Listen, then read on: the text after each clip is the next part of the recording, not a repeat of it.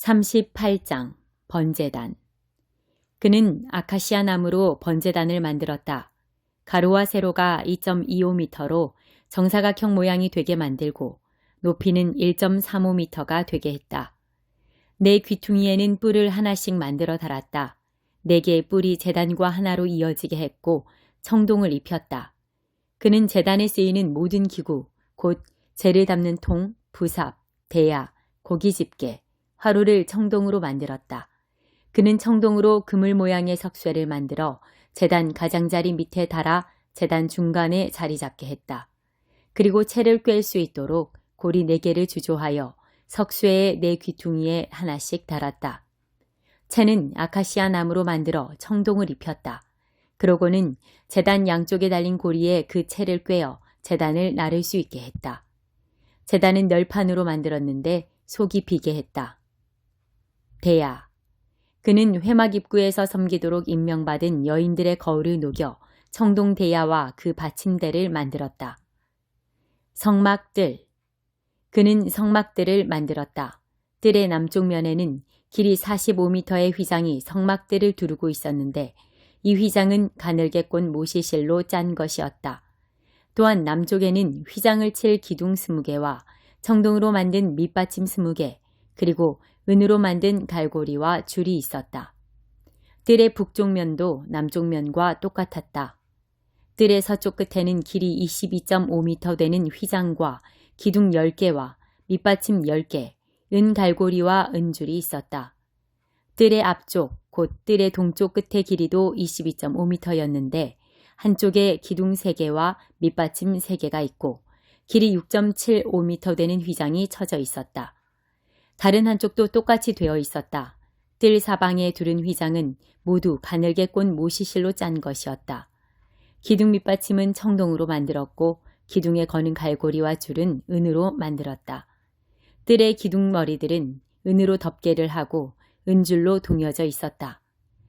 뜰의 정문 입구에 친 막은 청색 실과 자주색 실과 주홍색 실과 가늘게 꼰 모시실로 술을 놓아 짠 것이었다. 길이 9m, 높이 2.25m로 뜰의 휘장과 잘 어울렸다. 기둥 4개와 청동 밑받침이 있었고 갈고리는 은이었다. 기둥은 은으로 덮개를 하고 은줄로 동였다. 성막과 뜰의 박을 말뚝은 모두 청동으로 만들었다. 성막 공사의 명세서. 다음은 증거판을 안치한 성막 공사의 명세서로 제사장 아론의 아들 이다말이 모세의 지시를 받아 레위 사람들을 시켜 작성한 것이다. 유다 지파 사람 훌의 손자이며 우리의 아들인 부살렐이 하나님께서 모세에게 명령하신 모든 것을 만들었다. 부살렐과 함께 일한 단지파 사람 아사막의 아들 오홀리압은 솜씨 좋은 장인이자 도안가이며 청색 실과 자주색 실과 주홍색 실과 가는 모시실로 술을 놓는 사람이었다. 금, 성소 건축 공사에 사용된 금, 자원하여 바친 금은 성소 도량형으로 모두 994kg이었다. 은, 인구조사를 받은 공동체 사람들에게서 거둔 은은 성소 도량형으로 3,419kg이었다. 인구조사를 받은 20살 이상의 사람이 모두 60만 3,550명으로 각 사람이 1배가 곧 반세계를 낸 셈이다. 그들은 은 3,400kg을 들여 성소 밑받침과 휘장 밑받침을 주조했다. 밑받침은 100개를 주조했는데 밑받침 하나당 은 34kg이 들었다. 또한 그들은 나머지 은 19kg을 들여 기둥에 연결할 갈고리와 기둥머리에 씌울 덮개, 기둥에 동임할 줄을 만들었다. 청동, 거두어들인 청동은 무게가 2,406kg이었다. 그것으로 회막문과 청동제단과 거기에 다는 석쇠와 제단의 모든 기구와 뜰 사방의 밑받침을 만들고 성막과 뜰에 박을 모든 말뚝을 만들었다. 17장 예수의 기도. 예수께서 이 말씀을 하시고 나서 눈을 들어 기도하셨다. 아버지, 때가 되었습니다. 아들의 밝은 빛을 드러내셔서 아들이 아버지의 밝은 빛을 드러내게 해주십시오. 아버지께서는 아들에게 모든 사람을 맡기셔서 아들이 자기에게 맡겨진 모든 사람에게 참되고 영원한 생명을 주게 하셨습니다. 참되고 영원한 생명은 아버지, 곧 유일하신 참 하나님을 알고 아버지께서 보내신 예수 그리스도를 아는 것입니다. 나는 아버지께서 내게 하라고 명하신 일을 하나도 빠뜨리지 않고 완수하여 이 땅에서 아버지를 영화롭게 했습니다. 그러니 아버지, 이번에는 아버지의 빛, 이 세상이 존재하기 전에 내가 아버지 앞에서 누리던 그 빛으로 나를 영화롭게 해주십시오. 나는 아버지께서 내게 주신 모든 사람에게 아버지의 성품을 자세히 말해 주었습니다. 그들은 본래 아버지의 사람들이었는데 아버지께서 내게 주셨습니다. 그들은 아버지께서 말씀하신 것을 지금까지 행했습니다. 이제 그들은 모든 의심의 그림자를 넘어 아버지께서 내게 주신 모든 것이 아버지께로부터 직접 왔다는 것을 알고 있습니다. 아버지께서 내게 주신 메시지를 내가 그들에게 주었고 그들은 메시지를 받아들여 내가 아버지께로부터 왔다는 것을 확신했습니다. 나는 그들을 위해 기도합니다. 하나님을 거부하는 세상을 위해서가 아니라 아버지께서 내게 주신 사람들을 위해 기도합니다. 그들은 당연히 아버지의 사람들이기 때문입니다. 나의 모든 것이 아버지의 것이고 아버지의 것이 다 내 것입니다. 그리고 내 생명이 그들 안에서 드러나고 있습니다. 나는 더 이상 세상의 모습을 드러내지 않을 것입니다. 그러나 내가 아버지께 돌아가도 그들은 이 세상에 머물러 있을 것입니다. 거룩하신 아버지, 아버지께서 나를 통해 선물로 주신 이 생명을 그들이 추구할 때 그들을 지켜주셔서 아버지와 내가 한마음 한뜻인 것처럼 그들도 한마음 한뜻이 되게 해주십시오. 나는 그들과 함께 있는 동안 아버지께서 나를 통해 주신 생명을 추구하게 하려고 그들을 지켰습니다. 잠도 자지 않고 그들을 보호했습니다. 그들 가운데 한 사람도 잃지 않았습니다. 다만 멸망하기로 작정하고 배반한 사람만 예외가 되었습니다. 그 예외의 사람은 성경의 근거를 입증하기 위해서였습니다. 이제 나는 아버지께 돌아갑니다. 내가 세상이 듣는 자리에서 이 말씀을 드리는 것은 내 사람들로 하여금 내 기쁨이 그들 안에서 충만해지는 것을 경험하게 하려는 것입니다. 내가 그들에게 아버지의 말씀을 주었는데 하나님을 모르는 세상은 그것 때문에 그들을 미워했습니다. 내가 세상의 방식을 따르지 않았듯이 그들도 세상의 방식을 따르지 않았기 때문입니다. 나는 그들을 세상에서 데려가 달라고 구하는 것이 아니라 그들을 악한 자에게서 지켜달라고 구하는 것입니다. 세상이 나를 규정할 수 없듯이 세상도 그들을 규정할 수 없습니다. 진리로 그들을 거룩하게 구별해 주십시오. 아버지의 말씀은 거룩하게 구별하는 진리입니다.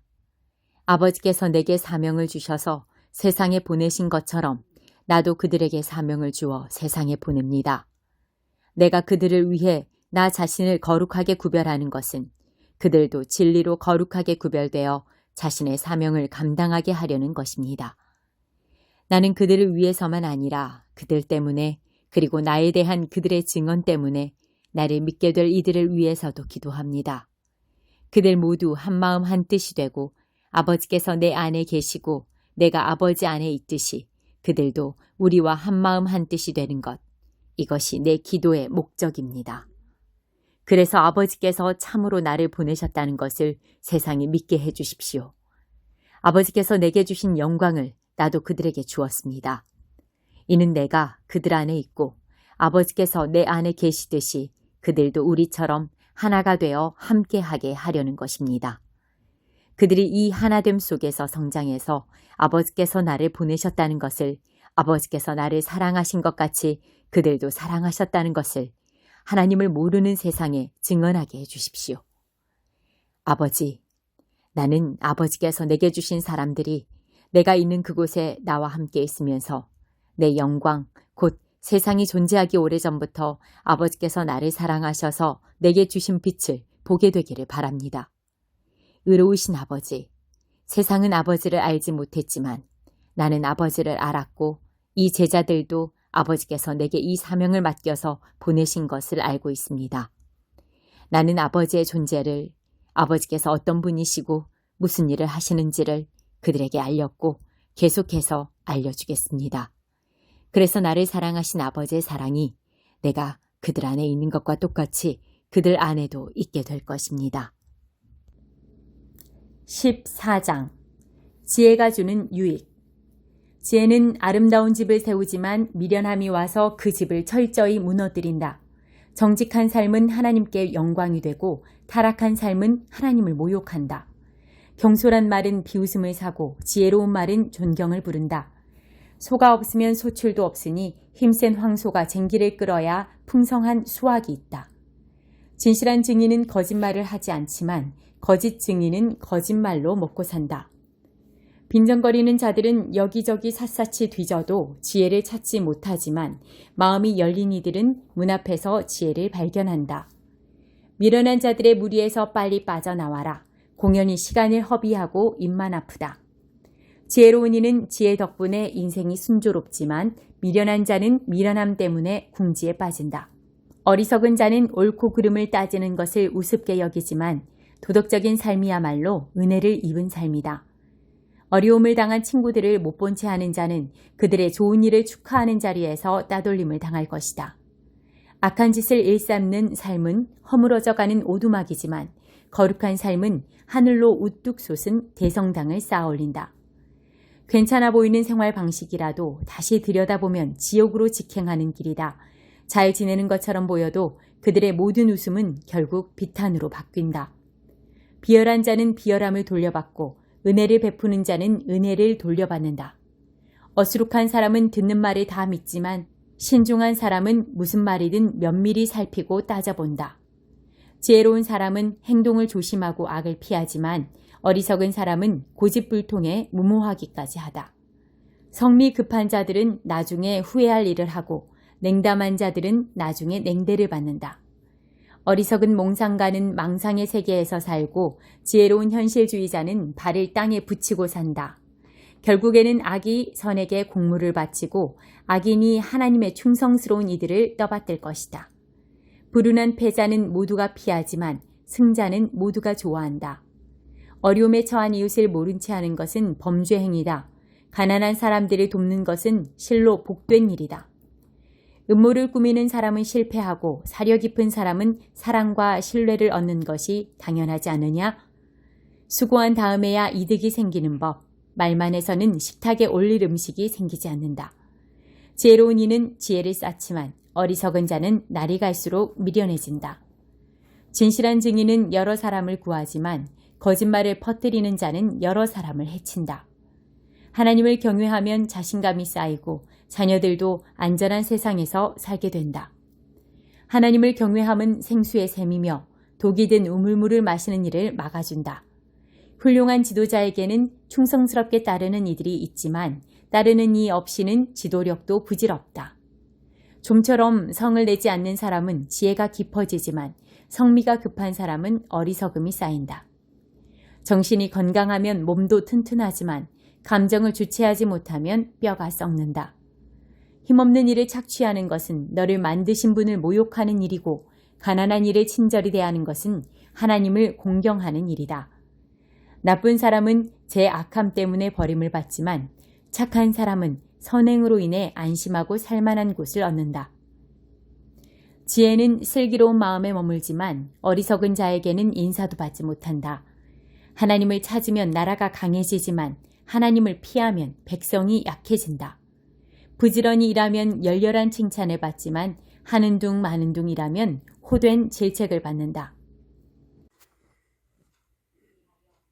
빌립보서 1장.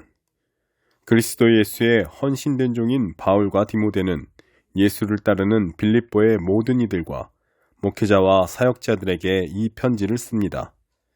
우리는 하나님 우리 아버지와 우리 주 예수 그리스도께서 주시는 은혜와 평화로 여러분에게 문안합니다. 예수께서 자랑스러워하실 삶. 나는 여러분을 떠올릴 때마다 하나님께 감사의 탄성을 지릅니다. 그 탄성은 기도로 이어져 어느새 나는 기쁜 마음으로 여러분을 위해 기도하게 됩니다. 나는 여러분이 하나님의 메시지를 들은 날부터 지금까지 메시지를 믿고 전하는 일에 우리와 함께해 주어서 얼마나 기쁜지 모릅니다. 여러분 안에 이 위대한 일을 시작하신 하나님께서 그 일을 지속하셔서 그리스도 예수께서 오시는 그날에 멋지게 완성하실 것을 나는 조금도 의심치 않습니다. 내가 여러분을 이렇게 생각하는 것은 결코 비현실적인 공상이 아닙니다.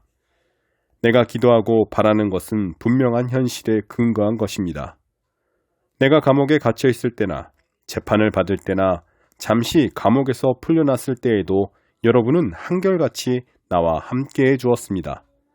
그 과정에서 여러분과 나는 하나님께서 넉넉히 도와주시는 것을 경험했습니다. 지금도 내가 여러분을 얼마나 사랑하고 그리워하는지 하나님은 아십니다. 이따금 나는 그리스도께서 생각하시는 것만큼이나 절절히 여러분을 생각합니다. 그래서 나는 여러분의 사랑이 풍성해지고 여러분이 많이 사랑할 뿐 아니라 바르게 사랑하게 해주시기를 기도합니다. 적절하게 사랑하는 법을 익히십시오. 여러분의 사랑이 감정의 분출이 아니라 진실하고 지각 있는 사랑이 되려면 지혜로워야 하고 자신의 감정을 살필 줄 알아야 합니다. 사랑하는 삶을 살되 신중하고도 모범적인 삶, 예수께서 자랑스러워하실 삶을 사십시오. 그것은 영혼의 열매를 풍성히 맺고 예수 그리스도를 매력적인 분으로 만들며 모든 이들로 하여금 하나님께 영광과 찬송을 돌려드리도록 하는 삶입니다. 아무도 가둘 수 없는 메시지. 친구 여러분, 내가 이곳에 갇힌 것이 본래의 의도와는 정반대의 결과를 낳았음을 여러분에게 알리고자 합니다. 메시지가 짓눌리기는커녕 오히려 더 번성했습니다. 내가 메시아 때문에 감옥에 갇혔다는 사실을 이곳의 모든 병사와 그 밖의 모든 사람이 알게 되었습니다. 그 사실이 저들의 호기심을 자극해 이제는 저들도 그분을 많이 알게 되었습니다. 그뿐 아니라 이곳에 있는 그리스도인 대다수가 자신들의 믿음을 전보다 더 확신하게 되었고 하나님과 메시아에 대해 두려움 없이 말하게 되었습니다. 물론 이 지역에 있는 어떤 이들은 내가 없는 틈을 이용해 사람들의 주목을 한번 끌어보려고 그리스도를 전하는 것이 사실입니다. 그러나 다른 사람들은 이 세상에서 가장 선한 마음으로 그리스도를 전합니다. 그들은 내가 이곳에서 메시지를 변호하고 있음을 알고는 순수한 사랑의 마음에서 나를 도우려 합니다. 그러나 어떤 사람들은 내가 사라지자 이 일에서 뭔가를 얻으려는 탐욕스러운 마음으로 이 일을 합니다. 그들은 악한 동기로 행하는 것입니다. 그들은 나를 경쟁자로 여기고 나의 상황이 악화될수록 자신들의 상황은 더욱 나아진다고 생각합니다. 그러면 내가 어떻게 반응해야겠습니까? 나는 그들의 동기가 순수하지 않든 악하든 분명치 않든 간에 신경 쓰지 않기로 했습니다. 그들 가운데 누구라도 입을 열 때마다 그리스도가 전파되니 그저 박수를 보낼 뿐입니다. 나는 일이 어찌 될지 알기에 계속해서 그들을 응원할 것입니다. 믿음으로 드리는 여러분의 기도와 넉넉하게 응답하시는 예수 그리스도의 영으로 말미암아 그리스도께서 내 안에서 그리고 나를 통해 하시려는 모든 일이 이루어질 것입니다. 나는 내가 하던 일을 계속할 것입니다. 나는 부끄러울 것이 하나도 없습니다. 살든지 죽든지 감옥에 갇혀있는 나에게 일어나는 모든 일이 그리스도를 더욱 정확하게 알리는 데 도움이 됩니다. 저들은 내 입을 다물게 하기는커녕 오히려 내게 설교단을 마련해 준 셈입니다. 나는 살아서는 그리스도의 심부름꾼이고 죽어서는 그리스도의 선물입니다. 지금의 삶과 훨씬 더 나은 삶, 어느 쪽이든 내게는 유익입니다. 이 육신을 입고 사는 동안 내가 해야 할 선한 일이 있습니다. 지금 당장 선택해야 한다면 나는 어느 쪽을 선택해야 할지 모르겠습니다. 어려운 선택이 아닐 수 없습니다. 이 세상에서 그만 육신의 장막을 걷고 그리스도와 함께 있고픈 마음이 간절합니다. 어떤 날은 정말 그러고 싶은 마음뿐이지만 여러분이 겪고 있는 일이 있으니 내가 이 세상에서 끝까지 견디는 것이 더 낫겠다는 확신이 듭니다. 그러므로 나는 하나님을 신뢰하는 이 삶에서 여러분의 성장과 기쁨이 지속되도록 여러분의 동료로 여러분 곁에 좀 더 머물러 있으려고 합니다. 내가 여러분을 다시 방문하는 날, 멋진 재회를 기대해도 좋습니다. 그날에 우리는 그리스도를 찬양하며 서로 기뻐할 것입니다. 그때까지 그리스도의 메시지에 어울리는 명예로운 삶을 사십시오. 여러분의 행동이 내가 가고 안 가고에 따라 달라져서는 안 됩니다. 내가 여러분에게 가서 직접 보든 멀리서 소식만 전해 듣든 간에 여러분의 행동은 한결같아야 합니다. 한 비전을 품고 한 마음으로 굳게 서서 사람들이 메시지, 곧 복된 소식을 신뢰하도록 분투하십시오. 대적하는 자들 앞에서 조금도 위축되거나 몸을 빼는 일이 없게 하십시오. 여러분의 용기와 하나됨은 적들에게 분명 위협이 될 것입니다. 그들이 직면한 것은 패배요, 여러분이 직면한 것은 승리입니다. 이 둘은 모두 하나님에게서 오는 것입니다. 이 삶에는 그리스도를 신뢰하며 사는 것만 있는 것이 아니라 그리스도를 위해 받는 고난도 있습니다. 고난은 신뢰만큼이나 값진 선물입니다. 여러분은 내가 어떤 싸움을 싸워왔는지 보았고 지금도 이 편지를 통해서 계속 소식을 듣고 있습니다. 여러분도 똑같은 싸움을 지금 하고 있습니다.